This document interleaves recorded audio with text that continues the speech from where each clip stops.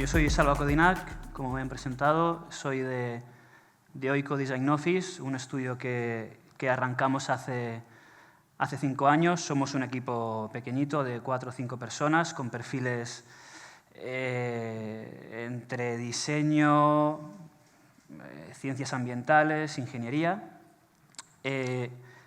Por resumir un poco nuestras líneas de trabajo principales, para que sepáis en qué marco estamos, hacemos proyectos de diseño de producto, diseño industrial, que quizás sería lo más...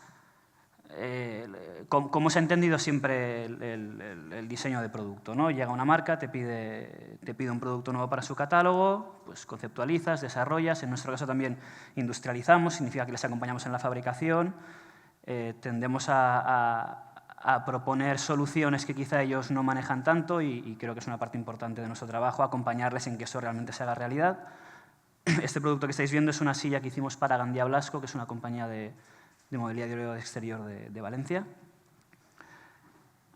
Hacemos proyectos de evaluación ambiental, no sé si estáis familiarizados con esta disciplina. El análisis de ciclo de vida nos permite medir el impacto que tienen los productos, los servicios o las propias empresas a nivel ambiental. En este sentido, uno de los últimos proyectos que hemos hecho, por ejemplo, ha sido para Marset, una empresa de iluminación, no sé si la conocéis.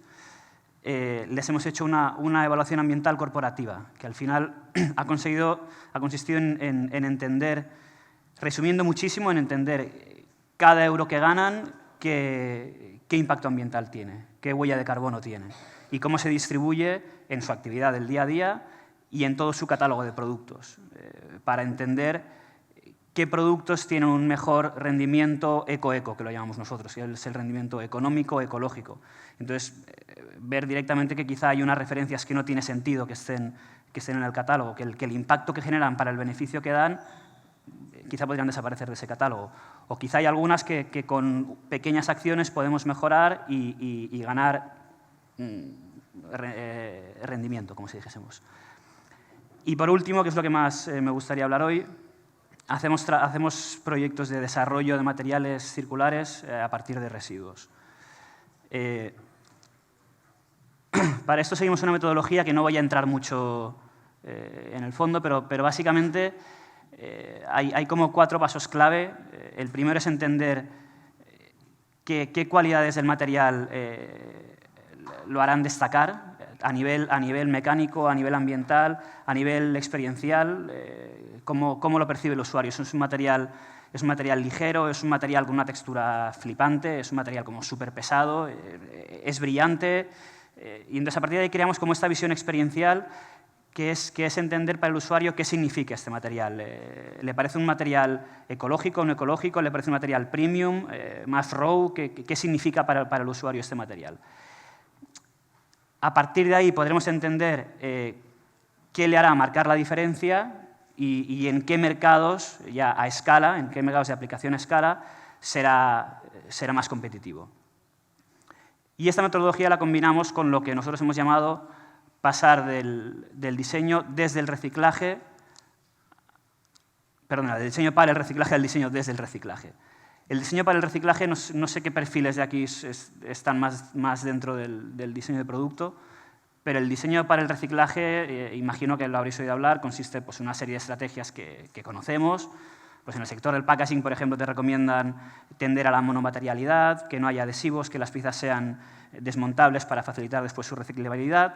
Y esto es importante, está súper bien, pero digamos que de alguna manera está asumido, que todo esto lo tenemos conseguido, pero que es un deseo. O sea, que para que un producto se recicle tienen que pasar muchas cosas, más allá de que el producto sea reciclable. Que el producto sea reciclable es un deseo, es un potencial. Puede pasar, pero puede no pasar, y lo más probable es que no pase. Supongo que estáis familiarizados con este símbolo, el símbolo del reciclaje, realmente es el triángulo de Moebius, y este es el significado que tiene. Significa que tenemos un producto que al final de su vida útil, que interesa que sea lo más tarde posible, quiero decir, aquí estamos hablando del reciclaje, pero de las múltiples estrategias hacia la circularidad que existen, el reciclaje es la última, la reusabilidad, la remanufactura, la economía colaborativa. Hay un montón de estrategias que seguir antes de que un producto acabe convertido en residuo, pero al final acaba convertido en un residuo. Y lo que nos dice también este triángulo es que después hay una tecnología que es capaz de transformar este residuo en un nuevo material y en nuevos productos. Pero para que esto pase, no necesitamos solo la tecnología. Es clave que haya aplicaciones de mercado para estos nuevos productos. Si tú tienes un residuo y una tecnología que lo transforma en un material que nadie quiere, el sistema no funciona. Y es lo que está pasando a día de hoy. Nosotros podemos separar los residuos en casa, hay unas plantas de gestión municipales que tratan estos residuos hasta cierto punto. Hay incluso recicladores que no dejan de ser pues, como chatarreros en el fondo, o sea, alguien que coge algo que nadie quiere y que lo transforma en un nuevo material. Pero si desde el diseño no somos capaces de encontrar aplicaciones de valor para estos materiales, lo que pasará es que estos residuos separados en casa con esfuerzo, recogidos, transformados, tratados y convertidos en materias primas, acabarán de todas maneras en el vertedero. Lo entendemos, ¿no? O sea, si no hay una aplicación de valor para estos nuevos materiales, el sistema no funciona. Entonces, para esto, profundizando un poquito más, entre diseño desde el reciclaje y diseño para el reciclaje, tenemos productos con material virgen. En este caso, pues el ejemplo son envases. Son envases que son reciclables y que se pueden reciclar en un nuevo envase, lo que sería un reciclaje closed loop. Significa que ese material se vuelve a convertir otra vez en el mismo material para el mismo uso. Pasan cosas en medio. Puede perder color, puede perder propiedades, hay ciertas complejidades, pero digamos que es algo que de alguna manera está resuelto. O sea, para convertir una botella de PET en otra botella de PET, nadie llama a Oiko. Esto, la propia industria ya lo hace, ya está resuelto, ya funciona. El reto está cuando el material virgen, por la razón que sea, por cuestiones económicas, por cuestiones técnicas, por cuestiones de gestión, de lo que sea, cuando el material virgen reciclado no se puede volver a convertir en el mismo material y tiene que convertirse en nuevos materiales. Esto que tenemos aquí pues, es un botellero que existe, que está en el mercado y que está fabricado a partir de una mezcla de residuos de envase. Eso es lo que podríamos considerar reciclaje open loop. Y es el campo en el que trabajamos desde hoy. Insisto, cuando es fácil, cuando es directo, no necesita la intervención del diseño ni de nada. Funciona solo. Pero en general no es así. Entonces, más que hablaros de proyectos, voy a articularlo todo a través de proyectos para explicarlo mejor, pero no quiero tampoco como daros la turra con los proyectos en sí, con los resultados, que bien lo hacemos tal, no es esto. Es compartir con vosotros y con vosotras las barreras que nos hemos encontrado, las oportunidades y pues esto, al final, éxitos y fracasos abiertamente open loop. Vamos a empezar con una historia que acaba bien. Es esta colección para Cosmic. Cosmic es la marca de complemento de baño del grupo Roca, que supongo que conocéis. Y para ellos hemos diseñado una colección de producto, hemos desarrollado material, pero el proyecto empezó con una pregunta que nos hicieron. Vinieron y dijeron, oye, queremos trabajar con vosotros, queremos hacer una colección nueva con vosotros, pero no sabemos qué colección tenemos que hacer, no sabemos con qué materiales tenemos que trabajar. Entonces, lo primero que hicimos fue entender cuáles son los materiales más habituales en el sector, qué materiales se utilizan, por qué se utilizan, qué acabados tienen, lo que hablamos al principio, ¿no? ¿Qué experiencia, qué emoción genera el usuario? Si pensáis en complemento de baños, pues imagino que pensaréis en vidrios, en inox, en materiales pulidos, en piedra, en cerámica, en plásticos, quizá, Leroy Merlin, también hay. Pensáis en todo esto, ¿no? Vale, ¿qué significan esos materiales para el usuario? Y sobre todo, ¿qué impacto ambiental tienen?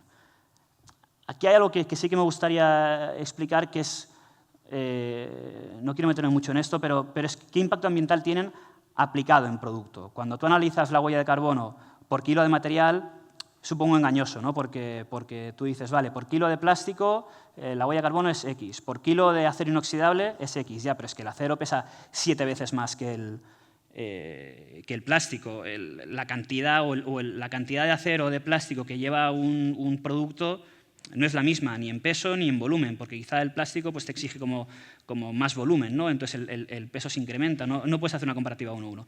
Con lo que analizamos el impacto de los materiales utilizados por kilo de material y por producto. Vimos que la alternativa del plástico reciclado era considerablemente mejor que los materiales utilizados habitualmente, incluso otros plásticos vírgenes o otros materiales naturales. Y nos pusimos a buscar el plástico que mejor iba a funcionar en esta tipología de producto, ¿no? La fuente de residuo que seleccionamos fue un poliestireno que venía de 2 vías, por un lado de interiores de nevera, de las partes blancas, las bandejas, los cajones, tal, y por otro lado de la fabricación de yogures. Cuando se troquela, digamos, cuando se estampa la pieza para fabricarle el yogur, generan unos residuos, y entonces de estas 2 fuentes lo que hicimos fue mezclarlas, tratarlas y convertirlas en esta materia prima que vemos a la derecha, que es granza, que es como un plástico ya granulado, apto para fabricarse. Digo que hacemos todo esto, nosotros tenemos un estudio de 120 metros cuadrados en Barcelona, quiero decir, no somos una fábrica. Todo esto lo hacemos con una red de industriales que vamos captando y vamos convenciendo, no sé muy bien cómo, pues con el tiempo. Entonces, ya te digo, es seleccionar el residuo, seleccionar todas las tecnologías que tienen que intervenir en medio hasta convertirlo en un material fabricable, que es esta granza que tenemos aquí a la derecha. Y a partir de aquí había un proceso de diseño en medio, que luego os explicaré 4 detalles, pero lo que hicimos fue intervenir en la formulación del material y en los parámetros de fabricación. Lo que veis abajo es el molde de inyección de esta jabonera, de la pieza a la derecha. ¿Qué quiero decir intervenir en la formulación y los parámetros para diseñar el aspecto, ¿no? La estética del material? Esta granza que hemos visto antes, este grano que vemos a la derecha, si tú lo inyectas directamente, tal como lo hace la industria de manera convencional, el resultado es el vaso que vemos a la izquierda. Pero peor, realmente. O sea, liso, con brillos, con defectos, pasan cosas. Lo que hacemos es, digamos, que hackear el proceso. El proceso puede ser la temperatura, la velocidad de avance, la velocidad de giro, cómo y cuándo enfrías el material, cuánto tienes el material dentro de la máquina antes de abrir el molde, una serie de historias. Y formulamos con colorantes y cargas, en este caso vegetales, en porcentajes muy bajos, para que pasen cosas. Normalmente lo que nos encontramos con los fabricantes es que la primera pieza que sale te dicen, esto está mal. Y dices, no está mal. No, sí, esto para mí está mal. Ya, claro, porque no es una pieza de plástico lisa, homogénea, brillante y las 10 que has sacado no son iguales, pero quizás es lo que estamos buscando, ¿no? Y aún así, como aquí intervenimos también en el proceso de diseño, de hecho diseñamos el producto nosotros junto a un colaborador habitual de la empresa, fue clave también, porque como vemos en estos 2 productos, estos 2 productos están hechos con el mismo material, con el mismo proceso hackeado, con la misma composición, en la misma fábrica y con nosotros encima. Y el resultado es evidente que no es el mismo. El producto de la izquierda tiene una pared delgada, una superficie lisa, continua. Vemos todas estas ráfagas, lo llamamos ráfagas, pero no sé muy bien cómo se llama, nos lo hemos inventado con lo que no tiene nombre, pero todo esto que pasa aquí, en el vaso de la izquierda, se puede percibir como un defecto y no va a ser siempre igual. En el vaso siguiente sale diferente, en el otro sale diferente, en el otro sale diferente. ¿Qué hicimos aquí? Incrementar el espesor de la pieza para que la textura fuese todavía más exagerada. Esto significa que el material fluye de una manera diferente dentro del molde, le cuesta más moverse. Bueno, pasa una serie de cosas que entonces lo que haces es enfatizar este fallo o esta textura y además faceteamos la superficie, de manera que cada arista te genera un brillo, una sombra diferente en un lado del otro, hace que la textura también se mueva de otra manera, con lo que podría ser un fallo en un diseño es una virtud en otro diseño. Y cuando ya teníamos la colección diseñada, el proceso hackeado, todo controlado, teníamos la primera colección. Estas son las 4 piezas que han salido en la primera colección, con los 4 colores que se han trabajado. Llegó marketing y dijo, vale, a comunicar esto. Esto es 100% reciclado, ¿no? Y dijimos, no. Hostia, no, tiene que ser 100% reciclado. Esto es lo que está vendiendo todo el mundo. Hay que decir que es 100% reciclado.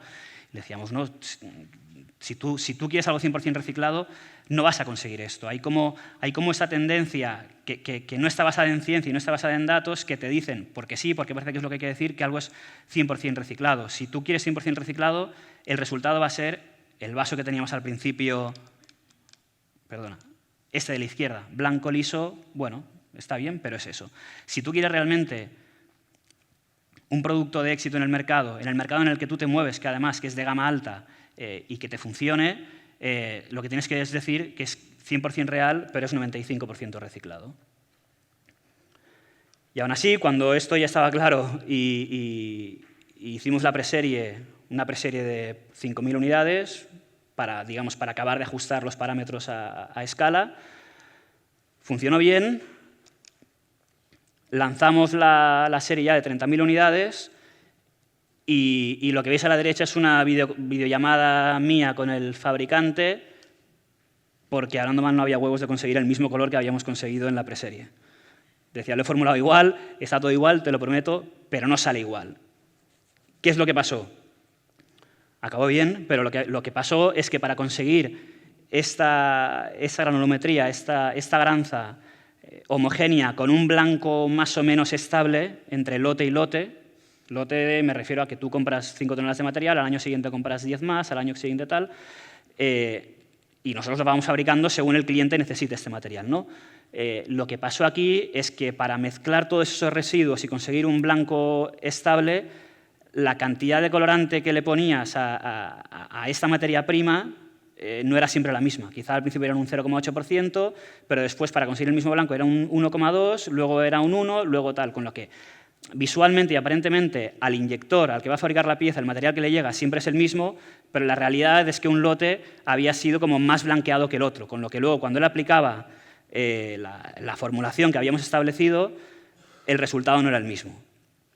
Bueno, hubo un poco comité de crisis, pero se solucionó asumiendo que con cada lote de material que pedían, que tenían que quizá ampliar los lotes de material que compraban, porque con cada lote que recibiesen tendrían que acabar de ajustar esto. Estos son, pues, una mañana de fábrica, 500 euros de coste, pues hay que imputarlos a toda la producción o a todo ese lote de material comprado y ya está. Por eso tenía sentido que las compras que sean más grandes. Pero la clave también fue entender que el inyector no podía trabajar con este material que habíamos fabricado nosotros de la misma manera que fabrica con un material virgen o con un material convencional, ¿no? La siguiente experiencia que quería compartir fue este proyecto que hicimos para LAMP. LAMP es una empresa de iluminación técnica. Aquí sí que vinieron con una idea clara, que era que querían introducir plástico reciclado en 2 tipologías de producto, en 2 de sus productos. Uno era una luminaria lineal y el otro era un downlight. La luminaria lineal, el foco de trabajo, digamos, era el perfil, donde van montados los LEDs, el difusor, el transformador, el cuerpo de la luminaria al final. Y en el downlight, el foco de trabajo era este cono reflector.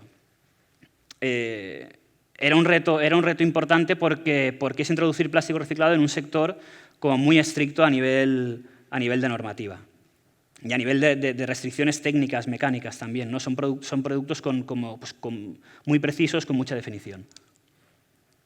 En cambio, en este caso, pues el aspecto estético, de acabado y emocional quizá no era tan importante. No es un producto que el usuario vaya a tocar, es un producto que va a estar ahí arriba.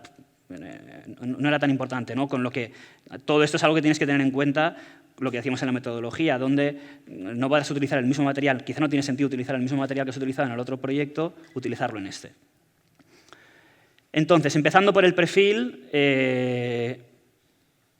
más metodología, pero al final es como integrar el análisis de ciclo de vida, o sea, el impacto ambiental, con la ingeniería asistida por ordenador, que supongo que utilizáis, simulación CAE, que es que al final tú tienes un modelo 3D, le aplicas una serie de fuerzas, unas propiedades al material, te dice cómo se está comportando, ¿no?, ese material por ordenador para dar pasos pues, en una dirección o en otra a nivel de diseño. De manera que el análisis de ciclo de vida nos decía qué alternativa de material era más apta a nivel ambiental y la simulación CAE nos decía cómo teníamos que ir modificando este diseño para que este nuevo material que introducíamos cumpliese con la función que tenía el producto. Originalmente era una extrusión de aluminio. Si tú el mismo perfil de aluminio lo fabricas en un plástico, pues lógicamente va a ser mucho más blando, se abrirá, pasarán un montón de cosas. Tienes que incrementar la sección, tienes que añadir nervios y todo esto tienes que medirlo para saber que no estás haciendo el idiota, que el resultado va a ser mejor ambientalmente que el que tenías. Porque si haces todo esto y después lo mides y dices, joder, sí, mucho plástico reciclado, pero ambientalmente resulta que es peor, porque le he puesto una pared gordísima, lo he aditivado un montón, he puesto nervios por todas partes, no tiene sentido. ¿Vale? Y esto fue un poco el proceso que fuimos haciendo y vimos que tenía sentido la introducción de plástico reciclado, que las intervenciones de diseño eran viables, tenían sentido y que el comportamiento ambiental final seguía siendo mejor que la alternativa de aluminio. Con lo que otra vez igual, ¿qué residuo tienes que utilizar para fabricar estas piezas? Aquí pasaba algo que es que eran dos tipos de productos muy diferentes. Uno era una barra y el proceso de fabricación de un perfil es la extrusión. La extrusión de plástico, en general, lo que necesita es un material con muy poca fluidez. Y la otra pieza, el reflector, era una pieza de inyección. Significa que es un material con mucha fluidez. Con lo que ni siquiera el mismo residuo que encuentres o que selecciones aquí te va a servir para los dos productos. Y luego había otra barrera como más bestia, que era la estricta normativa de resistencia al fuego. Son productos que están cerca de la corriente, que se instalan además, pues, obviamente, sector construcción. Bueno, son muy estrictos. Pasan una serie de normas, que la que tenemos aquí es la UL 94, que es que queman las piezas y la pieza tiene que arder durante X tiempo sin gotear y al final la llama se tiene que autoextinguir.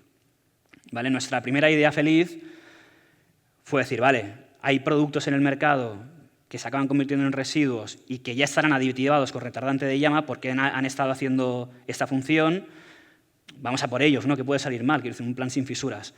Todo puede salir mal, salió fatal, de hecho. Lo primero que no podías hacer era reciclar estos residuos, porque los aditivos que utilizaban para conseguir esta resistencia a la llama son aditivos que durante el proceso otra vez de fundición, o sea, de fundición y de reciclaje generan tóxicos, con lo que por norma tú no puedes reciclar estos productos. Lo cual ya nos había otra oportunidad de decir, vale, joder, tenemos que primero buscar otra fuente de residuo que sean aptos, que no estén aditivados con retardante de llama y, sobre todo, tenemos que conseguir un retardante de llama que sea reciclable después, quiero decir, que no sea tóxico, que permita la reciclabilidad final del producto una vez llegue al final de su vida útil.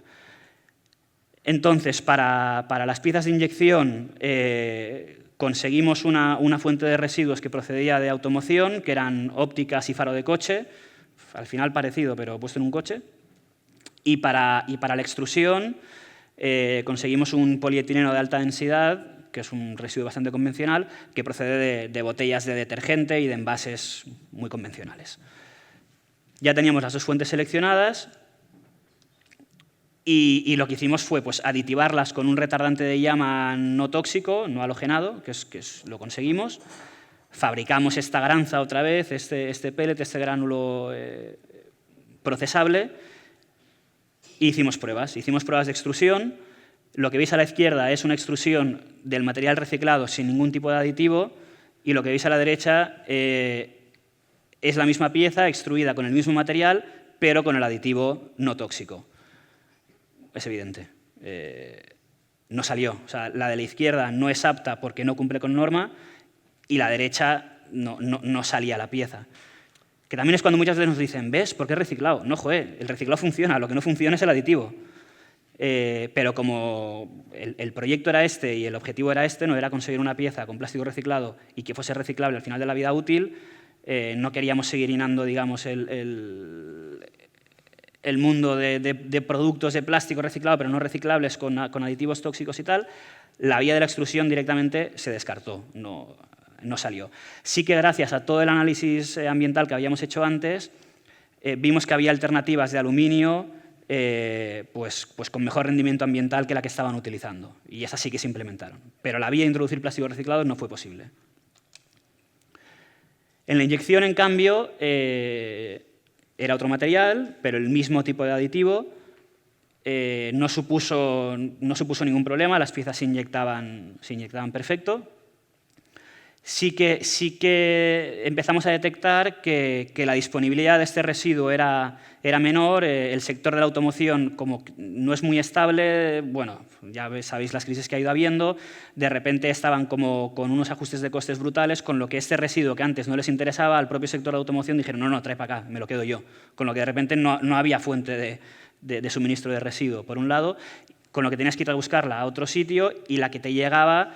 Las propiedades mecánicas eran un poco diferentes. Y así como en la colección de baño que hemos visto eso no era importante, pues aquí la estética no era tan importante, pero las propiedades mecánicas sí. Todo esto, estos encajes que vemos son unas clips que hubo que rediseñar para que pudiesen funcionar con este nuevo material.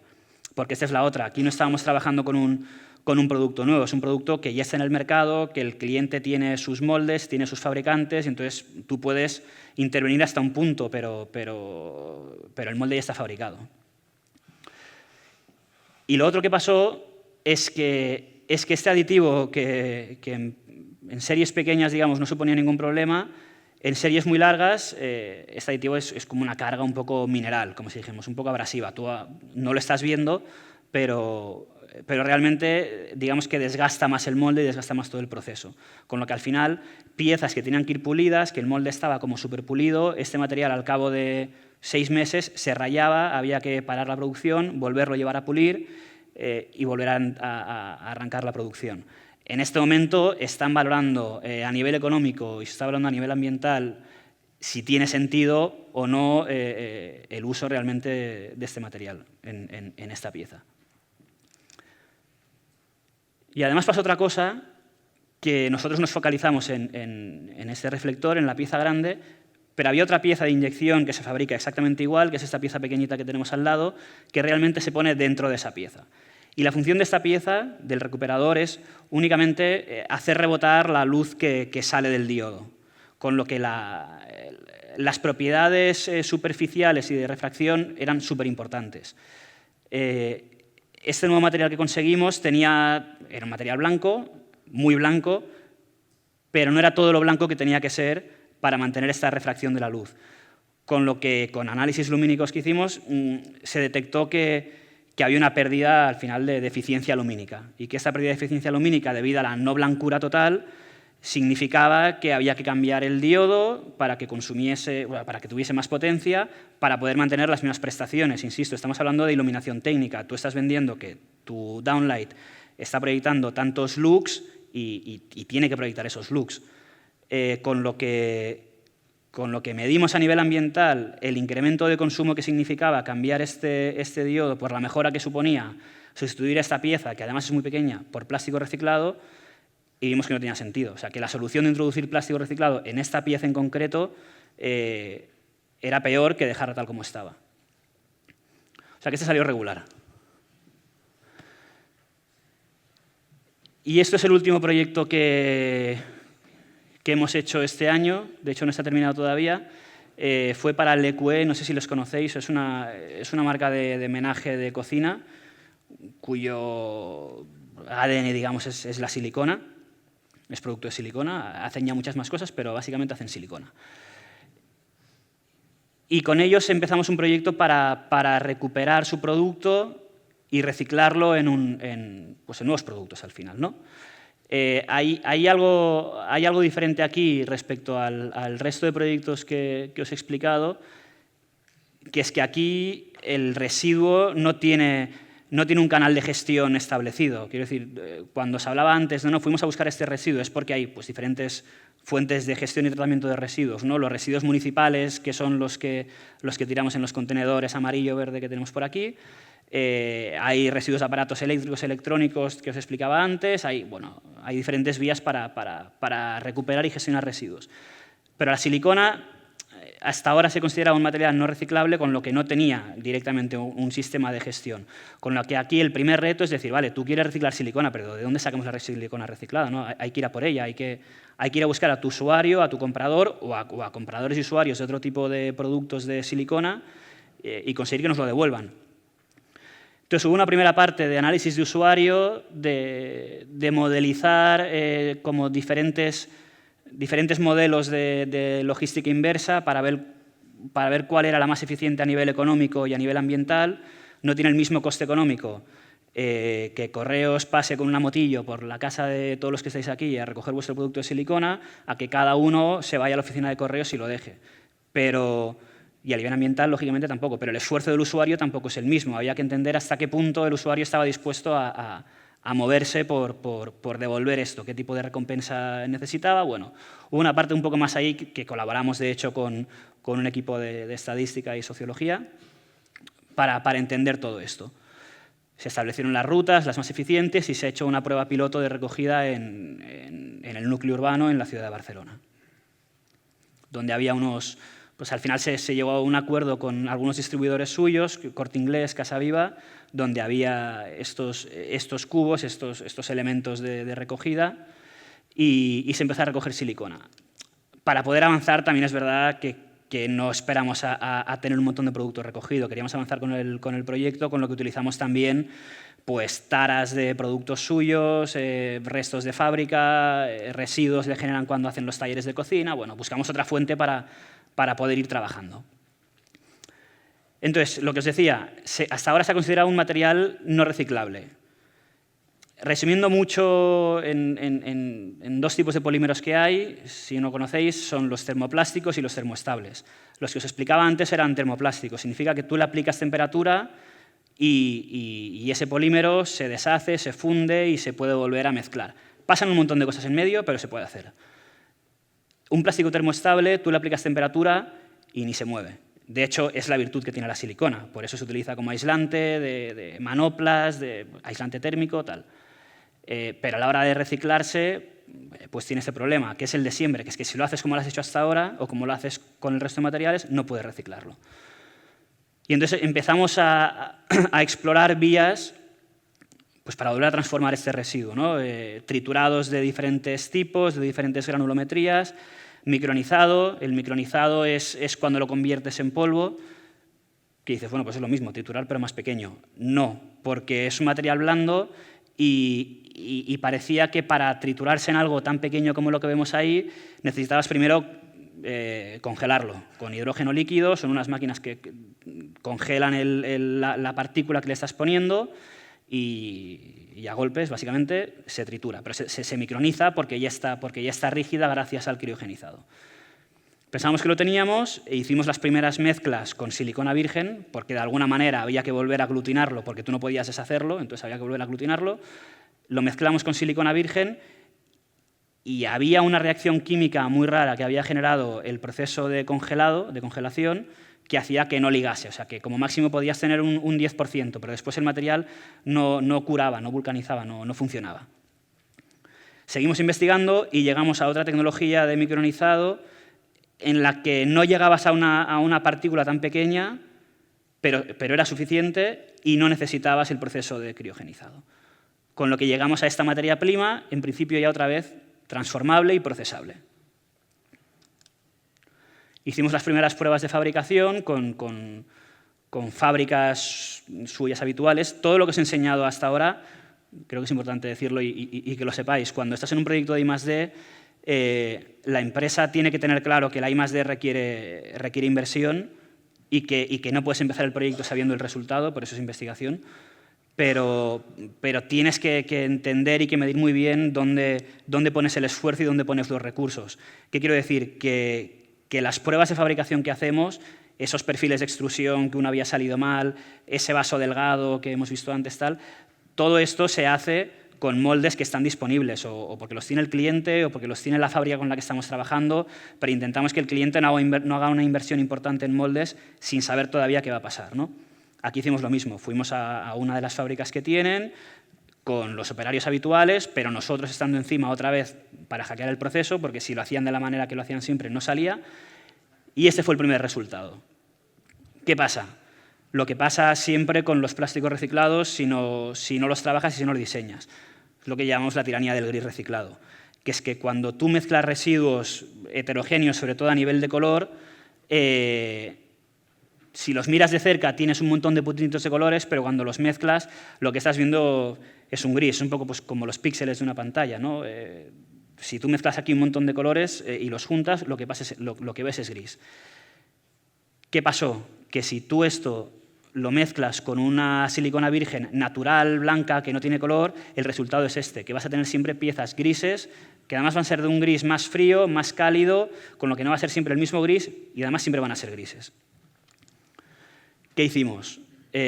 Formular nuevos acabados a partir de los colores disponibles o los colores como más comunes de la empresa y con diferentes porcentajes de contenido reciclado, translúcido, no translúcido, más o menos material reciclado, más o menos material virgen, colores claros, oscuros, de manera que conseguimos huir de esta estética gris que podía funcionar, pero creíamos que iba a ser una barrera a la hora de aplicar el material en nuevos productos.